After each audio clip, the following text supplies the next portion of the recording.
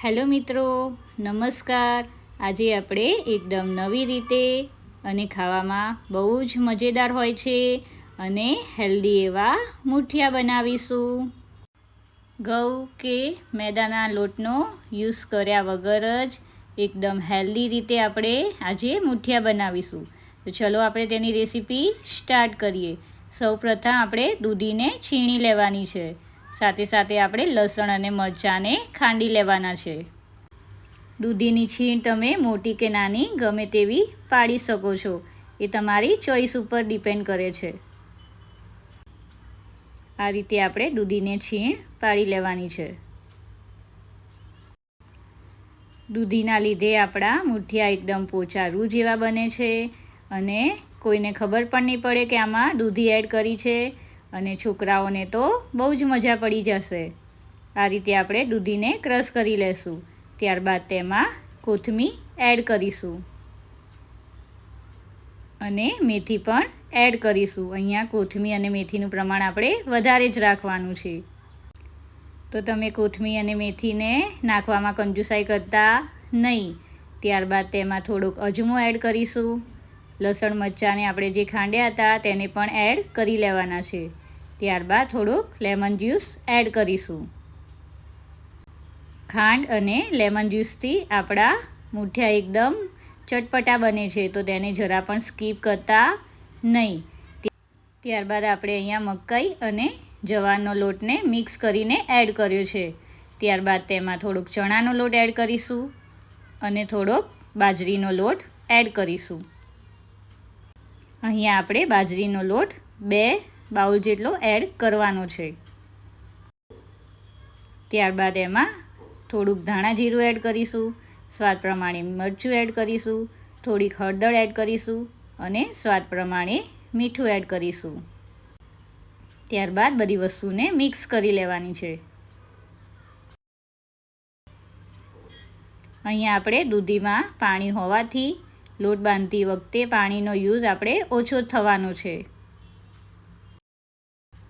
ત્યારબાદ એમાં આપણે 2 ટેબલસ્પૂન જેટલું ઓઇલ એડ કરીશું।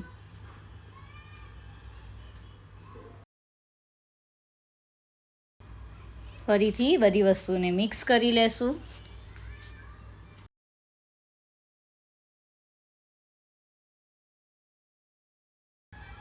ત્યારબાદ થોડું થોડું પાણી એડ કરીને આપણે બહુ કઠણ પણ નહીં અને બહુ ઢીલો પણ નહીં તે રીતનો ડો રેડી કરી લેશું।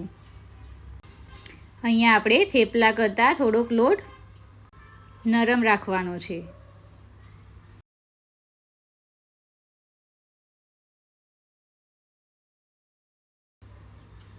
આ રીતે આપણે પાણી એડ કરતા જઈશું અને લોટ રેડી કરી લેશું।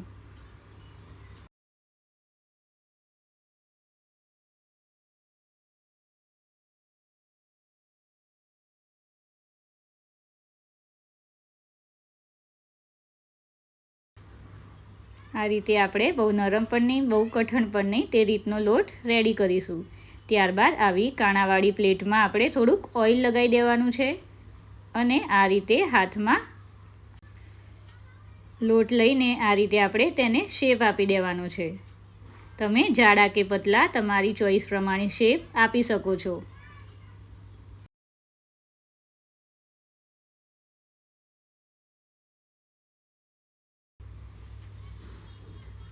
આ રીતે આપણે તેને પ્લેટમાં એડ કરી લેવાના છે।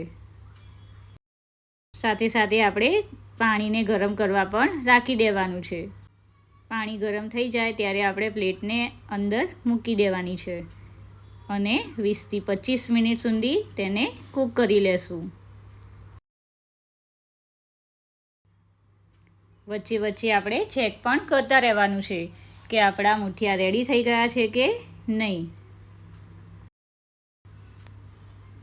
આ રીતે આપણે ચેક કરી લેવાનું કે આપણા મૂઠિયા રેડી થયા છે કે નહીં। જો આ રીતે આપણે ચીપકેલા હોય તો સમજવાનું કે હજી મૂઠિયા આપણા કૂક થયા નથી। ત્યારબાદ આપણે ફરીથી 5 થી 10 મિનિટ કૂક કરી લેવાના છે અને ફરીથી આપણે ચેક કરીશું। જો અહીંયા બંને સાઈડ ચીપકે નહીં તો સમજવાનું કે આપણા મૂઠિયા એકદમ સારી રીતે કૂક થઈ ગયા છે. ત્યારબાદ આપણે તેમને પેનમાંથી રિમૂવ કરી લેવાના છે.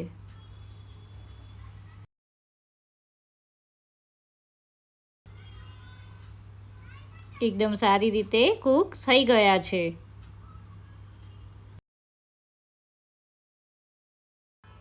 અહીંયા આપણે ઓઇલ લગાવ્યું હોવાથી નીચે આપણે બહુ ચીપકી નહીં ગયા હોય, એટલા માટે આપણે પ્લેટમાં પહેલાં ઓઇલ લગાવી જ દેવાનું.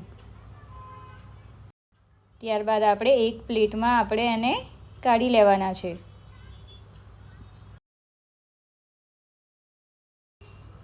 ત્યારબાદ આપણે એને કટ કરીશું. તમે તમારા ચોઈસ પ્રમાણે કટ કરી શકો છો. તમારે નાના કે મોટી સાઈઝમાં રાખી શકો છો. અહીંયા મેં મીડિયમ સાઈઝ જ રાખી છે.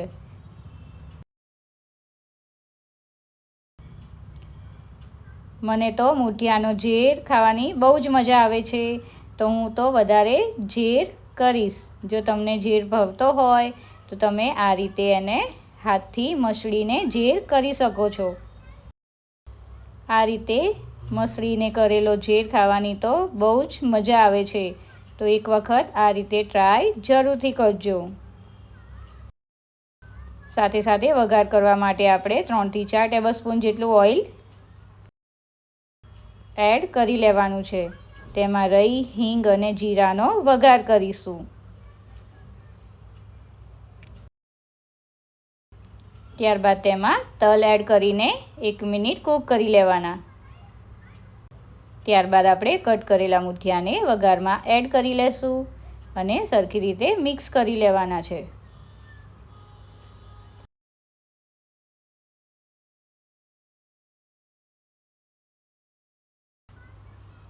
સરખી રીતે આપણે મિક્સ કરી લેશું. ગરમા ગરમ મૂઠિયાને આપણે છાશ સાથે સર્વ કરવાના. બન્યા છે ને એકદમ મજેદાર, જોતાં જ ખાવાનું મન થઈ જાય તેવા. વિડીયો ગમે હોય તો લાઈક કરવાનું ભૂલતા નહીં. અને શું તમે આ રીતે મૂઠિયા બનાવ્યા છે કે નહીં તે કોમેન્ટ કરવાનું પણ ભૂલતા નહીં. Thank you. Subscribe my channel and join cooking with Disha. Wow!